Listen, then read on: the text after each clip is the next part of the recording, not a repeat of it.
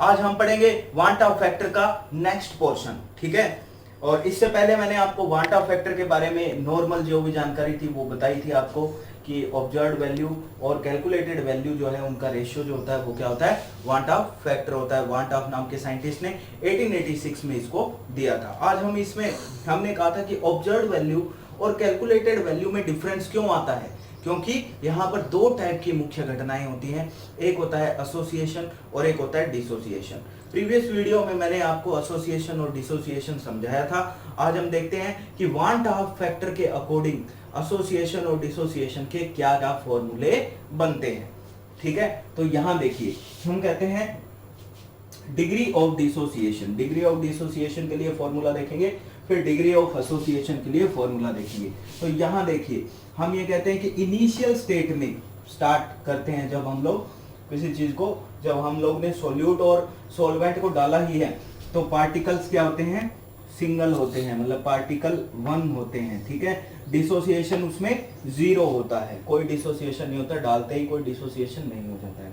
उसके बाद after some time या फाइनल हम लोग बोले तो 1 माइनस अल्फा, अल्फा पार्टिकल जो है वो उसमें से क्या हो जाएंगे, डिसोसिएट हो जाएंगे, टूट जाएंगे, अल्फा पार्टिकल टूट जाएंगे, ठीक है। और वो डिसोसिएशन क्या होगा, एन अल्फा, मतलब जो अल्फा पार्टिकल टूटे हैं वो डबल हो जाएंगे या ट्रिपल हो जाएंगे, जैसा कि कल हमने एग्जांपल में देखा था, ठीक है।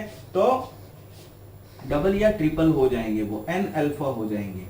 एन मतलब वो फैक्टर है 1 2 3 4 5 जितने में भी वो टूट रहा है। जैसे फॉर एग्जांपल अगर हम लोग NaCl की बात करें, ठीक है, तो हम ये कहते हैं कि ये 2 आयंस में टूटता है, 2 आयंस में टूटता है, तो यहाँ पर N इज इक्वल टू क्या हो जाएगा, 2 हो जाएगा। अगर मैं बात करूं MgCl2 की, तो ये कितने में टूटता है भाई, कितने आयंस में, 3 आयंस में टूटता है ना, एक Mg+2 और 2 Cl-, तो यहाँ पर N क्या हो जाएगा, 3 हो जाएगा। तो ये है N, ठीक है। चलिए नेक्स्ट बात करते हैं हम लोग। I इज इक्वल टू क्या है, after dissociation number of particles और अपॉन में initial taken number of particles. कितने नंबर ऑफ पार्टिकल डिसोसिएशन के बाद आए, तो भैया यहाँ देखो 1 माइनस अल्फा, 1 में से अल्फा माइनस हो गए, मतलब ये जो अल्फा पार्टिकल टूटे हैं इन दोनों को हम लोग अगर प्लस कर दें तो ये क्या हो जाएगा, after dissociation number of particles. Complete dissociate नहीं हो रहा है, 80% 90% ऐसे डिसोसिएट हो रहा है, ठीक है। तो वो पार्टिकल जो बचे हुए पार्टिकल है वो भी हो जाएंगे, ठीक है। और डिसोसिएट होने के बाद जो डबल हुए हैं, ट्रिपल हुए हैं, वो पार्टिकल भी हो जाएंगे। तो क्या होगा, 1 minus alpha plus n alpha, और इनिशियली कितने टेकन किए थे हमने, 1 किए थे, तो अपॉन में 1 आ जाएगा, ठीक है। अब देखिए यहाँ पर हमारे पास I is equal to 1 minus alpha n minus 1, ठीक है। ये कैसे बना, ये बना है जब हमने अल्फा क्या ले लिया इसमें से, माइनस अल्फा, ठीक है। ये जो अल्फा है ये क्या कर दिया मैंने, इसको बाहर निकाल दिया, तो मेरे पास हो गया n माइनस 1 1 माइनस अल्फा। इस 1 को मैं इधर भेजूंगा तो क्या होगा, I माइनस 1, ठीक है, अल्फा n माइनस 1, ठीक है। इसको ऐसे ना समझ के आप वैसे भी समझ सकते हो, ठीक है। पहले इसको निकाल दो तो माइनस अल्फा हो जाएगा, ठीक है, माइनस अल्फा बच गया हमारे पास। ये जो माइनस अल्फा, इसको उसमें अल्फा को कॉमन ले लिया तो क्या बच गया हमारे पास, अल्फा को कॉमन लिया तो या तो क्या बच गया, n माइनस 1 बच गया, ठीक है। तो ये इसको अब अल्फा निकालना है। अल्फा क्या है हमारा, अल्फा है हमारा डिग्री ऑफ डिसोसिएशन, यही है डिग्री ऑफ डिसोसिएशन, ठीक है, डिग्री ऑफ डिसोसिएशन है अल्फा। तो ये इसको इधर भेज दिया हमने, तो फाइनल फार्मूला हमारा बना alpha is equal to I minus 1 n minus 1। देखिए डिग्री ऑफ एसोसिएशन की बात करते हैं, तो डिग्री ऑफ एसोसिएशन की बात करें तो इनिशियली हमने 1 पार्टिकल लिया और एसोसिएशन उसमें कितना हुआ, 0, ठीक है, इनिशियली।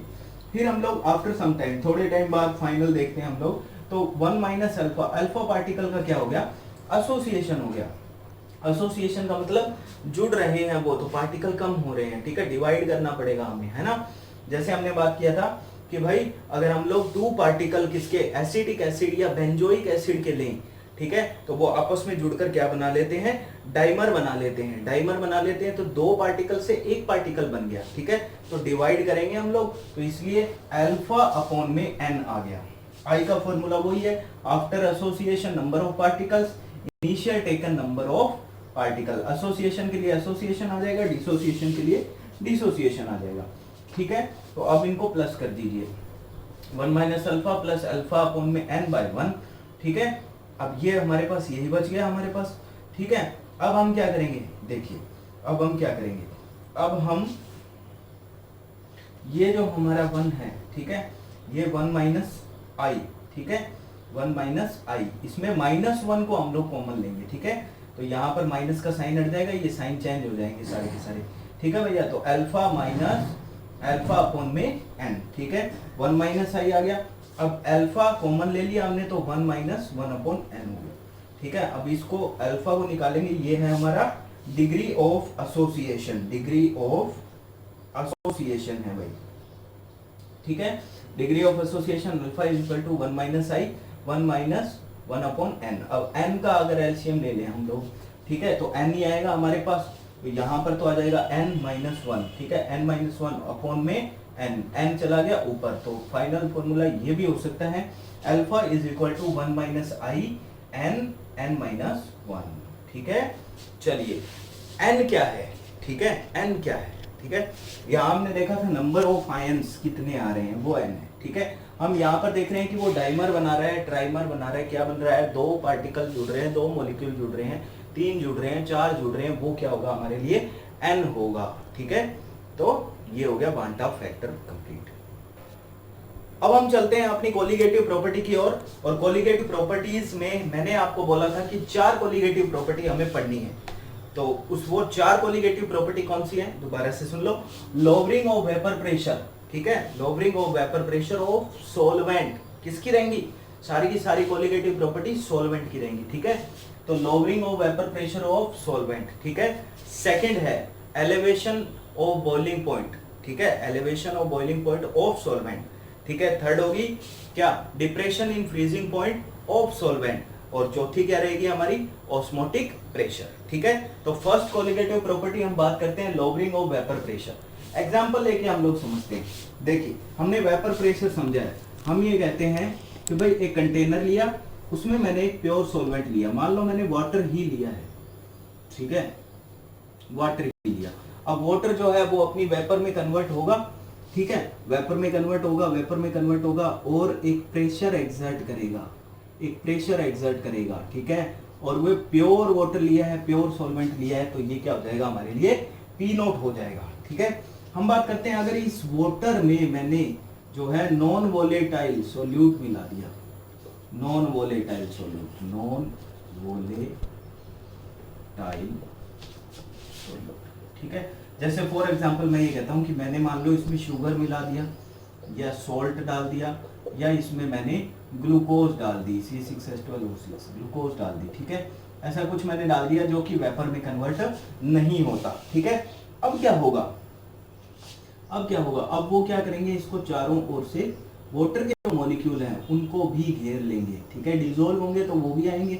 ठीक है, अब क्या होगा, जो वेपर प्रेशर है वो क्या हो जाएगा, जितना वेपर प्रेशर पहले सिंगल वाटर जो है वो क्या कर रहा था, क्रिएट कर रहा था, वो अब जो है नॉन वोलेटाइल सोल्यूट डालने के बाद में वाटर उतना वेपर प्रेशर क्रिएट नहीं कर पाएगा। ठीक है, तो इसको हम लोग बोलेंगे भाई ये सॉल्यूशन बन गया हमारा, है ना, तो इसको मैं कहता हूं कि भाई vapour pressure of solution, PS से डिनोट कर देता हूं, किससे डिनोट कर देता हूं, पीएस से। यहां पर मुझे क्या बात पता लग रही है, यहां पर मुझे ये बात पता लग रही है कि प्योर सॉल्वेंट का वेपर प्रेशर सॉल्यूशन के वेपर प्रेशर से हमेशा ज्यादा होता है। ठीक है, प्योर सॉल्वेंट का वेपर प्रेशर, ठीक है, vapour pressure of pure solvent is always greater than PS, मतलब वेपर प्रेशर ऑफ सॉल्यूशन। ठीक है, तो सॉल्यूशन के वेपर प्रेशर से प्योर सॉल्वेंट का वेपर प्रेशर हमेशा क्या रहेगा, हाई रहेगा, ज्यादा रहेगा। ठीक है, तो पी नॉट हमेशा ज्यादा रहेगा पीएस से। ठीक है, अब हम बात करते हैं भाई वेपर प्रेशर में लोवरिंग आ रही है, किसकी वजह से आ रही है, किसकी वजह से आ रही है, सोल्यूट की वजह से। किसकी वजह से आ रही है, सोल्यूट की वजह से। ठीक है, तो ये जो लोवरिंग ऑफ वेपर प्रेशर है ये डिपेंड करती है किस पर, मोल फ्रैक्शन पे। ठीक है, हम बात करते हैं सबसे पहले लोवरिंग इन वेपर प्रेशर। ठीक है, इसको मैं डिनोट कर सकता हूं किससे, भाई इसको मैं डिनोट कर सकता हूँ वेपर प्रेशर में लॉगरिंग जो आ रही है डेल्टा पी से, ठीक है, डेल्टा पी से, ठीक है। Delta P is equal to क्या होगा, ज्यादा में से कम को माइनस करेंगे, ज्यादा किसका, वेपर प्रेशर किसका ज्यादा, प्योर सॉल्वेंट का, तो P naught minus P S हो जाएगी, ठीक है, P naught minus P S, ठीक है। रिलेटिव लॉगरिंग की बात करूं, अगर मैं रिलेट करके देखता हूं प्योर सॉल्वेंट के साथ जो है वेपर प्रेशर को रिलेट करके देखता हूं, तो क्या हो जाएगा, रिलेटिव लॉगरिंग इन वेपर प्रेशर क्या बन गया मेरे पास, क्या बन गया, P naught minus P S, और रिलेट किसके साथ कर रहा हूं, प्योर सॉल्वेंट के साथ, तो P naught minus P S upon में पी नॉट, ये है मेरा रिलेटिव लॉगरिंग इन वेपर प्रेशर, ठीक है। चलिए अब मैं ये कहता हूं कि भाई ये वेपर प्रेशर जो है वो कम क्यों हो रहा है, किसकी वजह से कम हो रहा है, किसकी वजह से, सोलवेंट की वजह, सॉरी सोल्यूट की वजह से, किसकी वजह से, सोल्यूट की वजह से, ठीक है। तो सोल्यूट की मोल फ्रैक्शन के बराबर होगा, ये किसके बराबर होगा, सोल्यूट की मोल फ्रैक्शन के बराबर, और राउट्स लॉ में भी हम लोगों ने देखा है ना। तो क्या करेंगे हम लोग, P naught minus P S upon में P naught is equal to, हम कहते हैं Na अपॉन में Na प्लस Na, अगर दो कंस्टिट्यूएंट से बना हुआ है तो ये आ गया हमारा किसका, मोल फ्रैक्शन ऑफ सोल्यूट, ये एक तो ये फॉर्मूला हमारे पास आ रहा है। फिर मैं ये कहता हूं कि भाई अगर मैंने लिया डाइल्यूट सॉल्यूशन, बहुत ज्यादा डाइल्यूट सॉल्यूशन लेता हूं मैं, डाइल्यूट सॉल्यूशन, ठीक है, डाइल्यूट सॉल्यूशन लेता हूं, तो क्या कहता हूं कि भाई Na जो है डाइल्यूट है, इसका मतलब उसके अंदर सोल्यूट कम घुला हुआ है, सोलवेंट उसके अंदर ज्यादा है, ठीक है। तो Na बहुत कम हो जाएगा किससे, Nb से। इस कंडीशन में हम कहते हैं कि अगर सॉल्यूशन की बात करूं तो Na बहुत कम है Nb से, तो Na क्या हो जाएगा, लगभग नेग्लेजिबल हो जाएगा, ठीक है, नेग्लेजिबल हो गया, नेग्लेजिबल हो गया, तो इसका मतलब ये लगभग क्या हो गया, जीरो हो गया। बट देखो अगर मोल फ्रैक्शन की बात करें तो ये जीरो नहीं होगा, क्योंकि कुछ ना कुछ मोल तो उसके भुले हुए हैं। पर अगर मैं पूरे सॉल्यूशन की बात करूं तो सॉल्यूशन के बेस पे मैं कह सकता हूं कि वो नेग्लेजिबल हो गया। तो मेरे पास क्या फॉर्मूला बनता है यहाँ पर, अगर मैं ये चीज यहाँ पर पुट करता हूँ तो मेरे पास होता है P note minus P S upon में P note is equal to Na upon में N, ठीक है भैया, ये हो गया मेरे पास, है ना। अब मैंने ये सीखा है कि भाई N क्या है, मोल है, नंबर ऑफ मोल्स, A के नंबर ऑफ मोल्स और B के नंबर ऑफ मोल्स। तो भैया मोल निकालने का तरीका भी मैं आपको बता चुका हूं, गिवन मास अपॉन में मोलर मास या मोलिक्यूलर मास, ठीक है, ये मैं आपको बता चुका हूं, है ना। तो अगर मैं A के लिए बात करूं, मतलब सोल्यूट के लिए बात करूं, किसके लिए बात करूं, सोल्यूट के लिए, ठीक है, तो Na इज इक्वल टू क्या आ जाएगा, WA अपॉन में MA, ठीक है, मतलब गिवन मास अपॉन में मोलर मास, ठीक है। और सोलवेंट के लिए अगर मैं बात करूं तो ये हो जाएगा NB is equal to WB upon में MB, ठीक है, ये बनता है हमारे पास। अब अगर ये दोनों चीजें मैं यहाँ पर पुट कर देता हूं तो मेरे पास फाइनल फॉर्मूला और भी तैयार हो जाएगा। देखिए यहाँ देखिए आप, हम कहते हैं कि भाई ये वैल्यू मैं यहाँ पर रखता हूँ P note minus P S upon में P note is equal to WA upon में क्या है, MA अपॉन में WB अपॉन में MB, ठीक है। अब ये चला जाएगा ऊपर, है ना, ये नीचे रह जाएगा, तो क्या बनेगा P note minus P S upon P note is equal to WA into MB upon में MA इंटू WB, ये फाइनल फॉर्मूला मेरा तैयार है, ठीक है। अगर मुझे देखो वांट ऑफ फैक्टर भी इसके अंदर लगाना है, ठीक है, वांट ऑफ फैक्टर भी मुझे इसके अंदर ही लगाना है, तो क्या कर दूंगा मैं, बहुत ही सिंपल सी बात है, ऑब्जर्व्ड वैल्यू निकालने तो वांट ऑफ फैक्टर लगाऊंगा, है ना। तो ऑब्जर्व्ड वैल्यू, ऑब्जर्व्ड